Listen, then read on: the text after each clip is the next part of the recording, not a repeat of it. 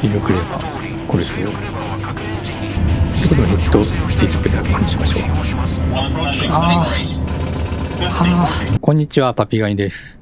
今回はキャリアモードの中の認証、いよいよジェット航空定期輸送機のパイロット特急、旅客機のですね、試験を受けます。で、これ何回かやってるんですけども、このボーイングの737-737 MAX 自体ね、若干不具合があって、ちょっとそこを解消するために、今回はタッチコントローラーではなくて、フライトコントローラーですね、HOTAS5、それを使ってやっていきます。で、HOTAS5 の方は実はその定義がですね、PC モードの場合は、もともとプロファイル設定がなくて、自分で設定する必要があるようです。今のところですね。これもいずれ改善されるものだと思ってます。ということで、その設定方法は後日解説動画作るとして、今回は737の MAX 離陸からやっていきます。はい、こんな感じでですね、まず離陸するということなんですが、とりあえず行ってみましょう。はい、機内にね、到着したんですけども、開始のボタンをまず押します。そうすると、隣にですね、パイロットさんが今喋ってますね。737MAX の離陸には単発のプロペラ機より速い速度と長い滑走路が必要です。ですが幸いなことに便利な装置がいくつもあるので、飛び立ってしまえばあとはいくらか簡単です。例えばオートスロットルはエンジン出力を管理し、特定の待機速度を維持してくれます。オートパイロットが航路を維持してくれている間に、私が指示したらストレートアウトで離陸してください。初期上昇が完了したら私が操縦を引き継ぎます。しかしまずは FMC 飛行管理コンピューターで基準速度を確認してください。必要なデータは全て入力済みです。ローテーション速度、つまり VR は129ノットです。この速度に達したらお知らせします。 V1 は技術的な問題が発生した場合に離陸をキャンセルできる速度です。 V2 は技術的な問題があっても安全に離陸できる速度です。 PFD を見てください。 VR に達したらヨークを引いて緩やかに引き起こしを始めます。フライトディレクターは PFD 上のマゼンタ色の十字線で表されています。最適な離陸姿勢を保つためにこの十字に合わせてください。これですよね。次に推力レバーを確認しましょう。推力レバー、ご覧の通り、推力レバーは各エンジンに1つずつ、合計2つあります。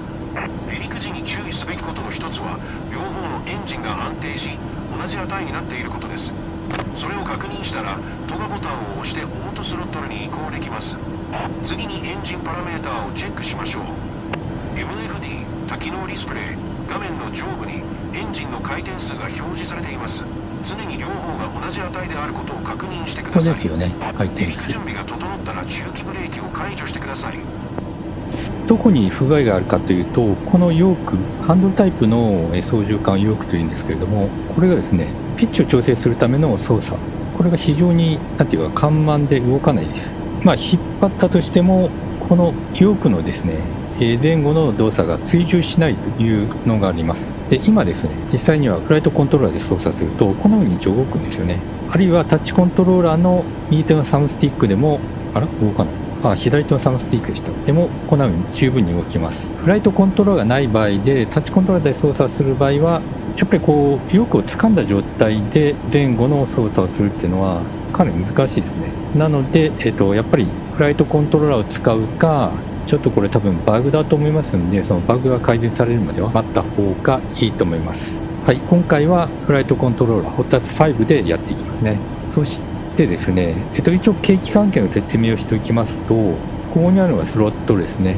スロットルはフライトコントローラーの方でちゃんと操作できます。今フライトコントローラーのそのスロットルではね、動かしてるんですけども、そして途中でトーガボタンを押してくださいっていう指示があるんですが、トーガボタンっていうのは多分この黒いポチッとあるボタンなんですけれども、これがね、実はちゃんと動かないんですよね、残念ながら。トーガモードの動作、ノットアベラブルになってると思うんですけども、要するにそのボタンが見かけ上ついてるんですけども、押したりはできないということになってます。なので、そのトーガボタンはね、ボタンを貼り付けるか、あるいはちょっと無視しても大丈夫そうなので、トーガボタンを押すという動作を無視して、そのままスロットルを上げていきたいと思います。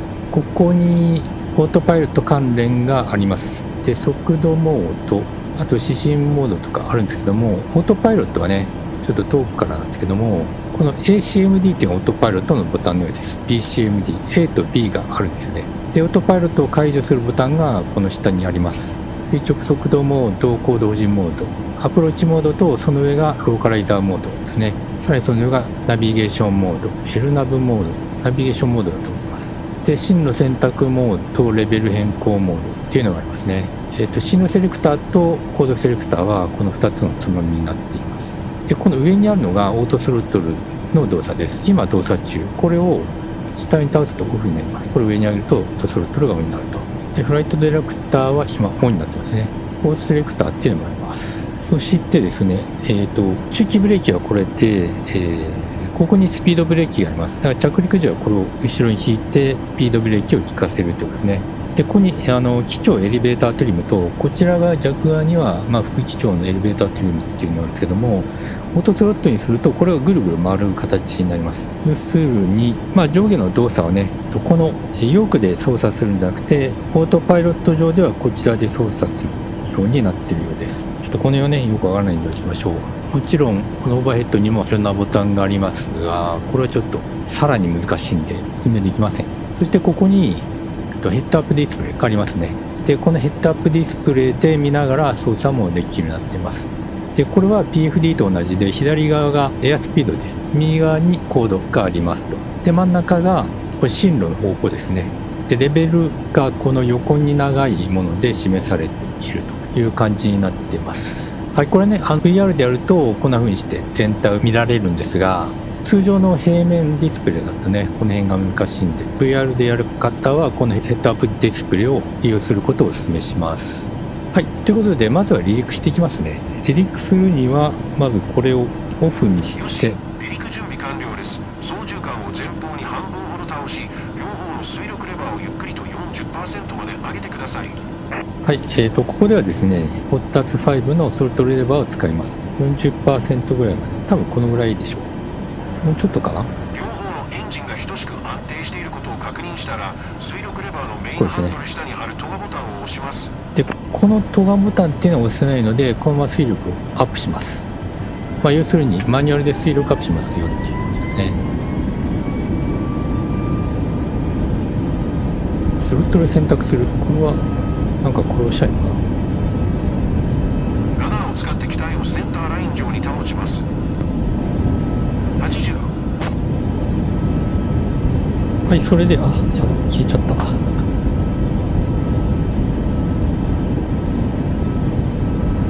引き起こして。はい、引き起こしますね。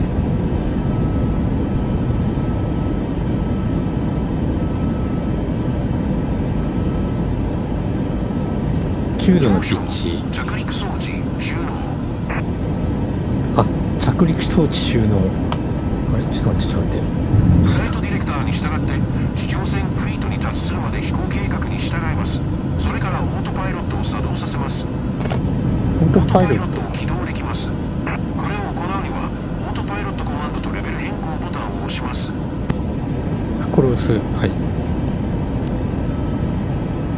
そして今タッチコントローラーでちょっと操作してるんですけども、これでオートパイロットボタンを押す。次にフラップを0度に設定します。フラップの設定。フラップはこれですね。これを1度までやってから0度までにします。はい、という形で、離陸はね、割と簡単なんですけども、この後の着陸がなかなか難しいんですね。はい、いい成績で、離陸はできましたと。じゃあ次の訓練に移ります。これは MSFS の2020の時に一応ですね、解説動画を作ってるんですけども、グライドスロープとパピー等ですね、についてはそちらの動画をちょっと確認いただくとして、簡単に説明すると、赤が2つ、白が2つが最適な高度っていうかそのピッチですね。降下する時の角度がちょうどいい状態。グライドパス上に乗ってます。で、高すぎると白、低すぎると赤が増えるという風になってます。はい、それでは行ってみましょう。はい、一応ですね、上空から始まります。はい、今ここを見ていただくと、はい、速度モードオンになりましたね。アプローチモードもオンになってます。ピッチを調整してグライドスロープを維持することが主な仕事になります。姿勢の調整をしたい時だけ動くを使用します。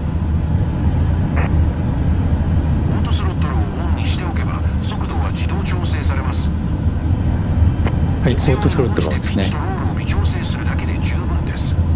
PFD の上のダッシュボードにつまみがあります。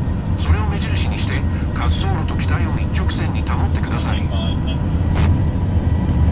この PUD の上のそのつまみっていうのはちょっとよくわかんないですけども、通常であればこのまま、飛んでいて大丈夫なはずです。この、ヘッドアップディスプレイの右手にあるもの、これがですね、この PFD と同じ表示になってるんですけども、このダイヤのマーク、赤いダイヤのマークがどんどん上に上がってるのがわかると思います。ということは、これはですね、今はグライドスロープの下を飛んでいますので、上に向かうように微調整する必要があります。で、これをあまり調整しすぎると、オートパイロットが解除されるっていうことなんですよね。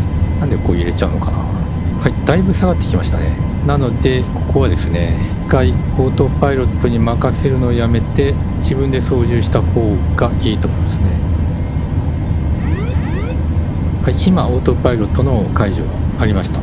滑走路の右側を見ると、ペイピと呼ばれる4つのライトがあります。このライトの色に注意しながら降下すれば、はい、今、グライドスロープに伸び出しました。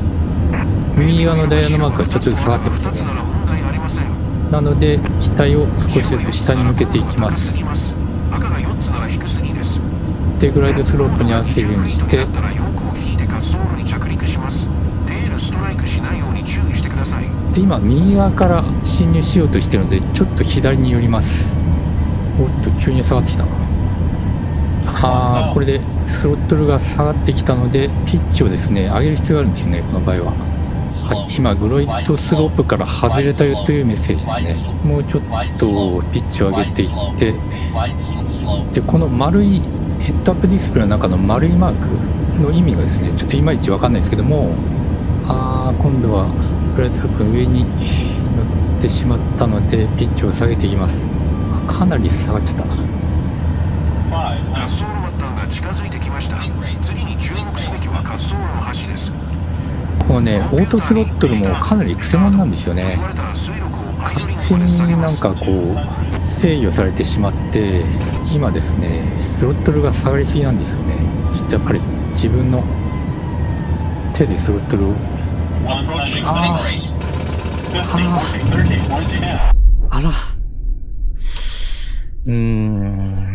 やっぱりオートスロットルオフにしないとダメかな。ちょっともう一回やってみますね。あまりオートスロットルも信用しない方がいいかもしれないですね。で、最初からもう自分の手で操作した方がいいのかもしれません。で、今度はもう一回マニュアルの操作でやっていきたいと思います。これはですね、もう解除しちゃいます。ヘッドアップディスプレイを今ちょうど、グライドスロープ上に乗ってますね、今。で、フラップは最大までなってるんで、あまりスピードを上げる必要はないと思います。このスロットの状態で、進入していく感じでいいと思いますね。ちょっとグライドスロープの下に降りてきたので、少しピッチを上げ気味にしますね。はい、今、オートパイロットが全て解除されました。やっぱりオートパイロットが効いている状態だと、マニュアル操作とぶつかってしまって、うまくちょっと揺れ気味になりますよね。今、オートパイロットが解除されて、ピッチが揺れることはなくなりました。で、これで多分普通に着陸すれば大丈夫でしょう。今スピードが130ノットなので、もう少し下げた方がいいのかもしれませんね。ヨークはね、引き気味にしてます。かなり引いてます。で、ピッチが上がるようにして、操作してます。で、この状態だとスピードが上がりすぎるので、もうちょっとピッチ上げないとダメか。ちょっとスロットル下げていって降下するようにします。もう少し左側から進入しないとですね。あれ、ピトーはなぜか全部赤になってるぞ。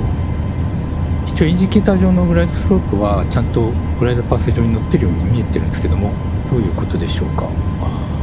ちょっと左に寄りすぎたんで右にずらしていきます。で、だいたい120ノットぐらいで多分着陸できると思いますが、登りすぎた。130ノットだ。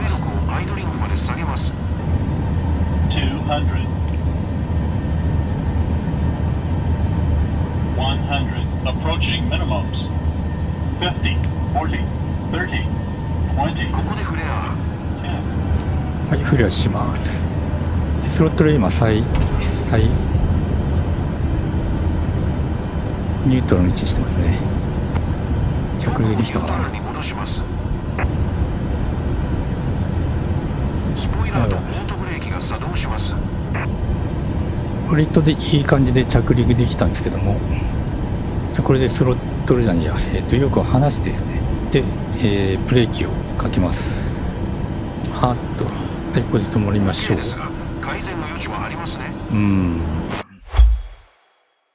ということでですね、なんかやっぱりオートスロットルとオートパイロットに頼りすぎると、あんまりうまくいかないようですね。実際の航空機ではそんなことはないのかもしれませんけれども、ちょっと扱いづらいですね。ちょっとというか、素人にとってはかなり扱いづらいので、もう自力でっていうか自分のマニュアル操作で着陸を試みた方が良いような気もします。アプローチモードに頼ろうとすると、どうしてもね、うまくいかなかったりするんですよね。それは皆さんも一回確認してみて、自分の操作に合っている方法を取るのがいいと思います。はい、ということでですね、次回は本番の試験の方をやっていきたいと思いますので、またその時は、ぜひご覧ください。それでは、Good day! Papadani VR 614, leaving my channel space, push subscribe button is approved. Good day.